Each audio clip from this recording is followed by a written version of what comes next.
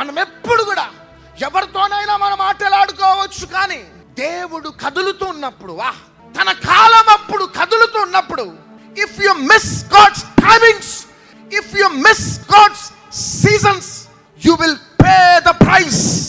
We must not play with God, we must not play with God's seasons, timings. దేవుని సమయములతో, కాలములతో ఆటలాడుకోవద్దు. దానికి మూల్యం చెల్లించక తప్పదు. Why? Because you are simply ruining your destiny. You are simply ruining your future. నీవు నీ గమ్యాన్ని దూరం చేసుకుంటున్నావు, నీ భవిష్యత్తును దూరం చేసుకుంటున్నావు. ఈ సత్యం తెలిసిన వారు ఎవరంటే యాకోబు. ఆదికాండం 28వ అధ్యాయంలో ప్రొద్దు గుంకుతూ ఉన్నది టైం, చీకటే.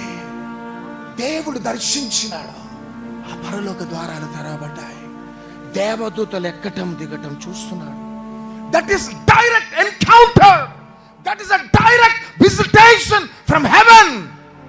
Jacob, I want to bless you Jacob, I want to bless you. కానీ దేవుడు దర్శించినప్పుడు ఆ విజిటేషన్ మిస్ చేసుకున్నాడు. ఎప్పుడైతే మిస్ అయిందో 20 సంవత్సరాలు మూల్యం చెల్లించండు, వెల చెల్లించండు. 20 years. ఇది యాకోబు కాదు, ప్రతి విశ్వాసకి, ప్రతి దైవజనునికి ఇది వర్తిస్తుంది. Jacob missed times and seasons when God visited Jacob. ఈరోజు ఎంతమంది వింటున్నారో చాలా సీరియస్గా వినండి, మీ లైఫ్ టర్న్ కాబోతుంది.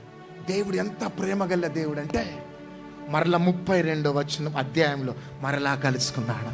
అప్పుడు ఒంటరిగా వెళ్ళిపోయి యాకోబు అంటున్నాడు, ఫస్ట్ టైం మిస్ అయినా, ఇప్పుడు నేను వదిలిపెట్టా. అందుకనే భార్యను వదిలిపెట్టాడు, దోసను వదిలిపెట్టాడు, అందరిని వదిలిపెట్టాడు, ఒక్కడు వెళ్ళండు. 28వ అధ్యాయంలో మిస్ అయినా, కానీ ఇప్పుడు నువ్వు నన్ను దీవించేదాకా వదిలిపెట్టా. 1995లో నా మ్యారేజ్ అయింది. 1996లో దేవుడు నన్ను సేవకే పిలిచినాడు. కానీ దేవునితో అన్నా, నేను బిజినెస్ చేసుకోవాలా, లీవ్ మీ అలోన్. సేవకు అడుగు పెట్టవలసిన నేను యాకోబులాగా శాపాన్ని 4 సంవత్సరాలు తెచ్చిపెట్టుకున్నా. అద్భుతంగా 1999లో యాకోబును దర్శించిన నా దేవుడు మరలా నన్ను దర్శించిన. ఆ రోజు అన్న ప్రభుతో, ప్రభు 1996లో I miss your timings, I miss your seasons, కానీ ఇక్కడ నేను వదిలిపెట్టా. ఆ రోజు పోరాడిన ఆ పోరాటమే ఈరోజు పర్వతాల మధ్యలో మిమ్మల్ని నిలబెట్టింది. చేతులు పైకెత్తి గట్టిగా చప్పట్లు కొట్టండి.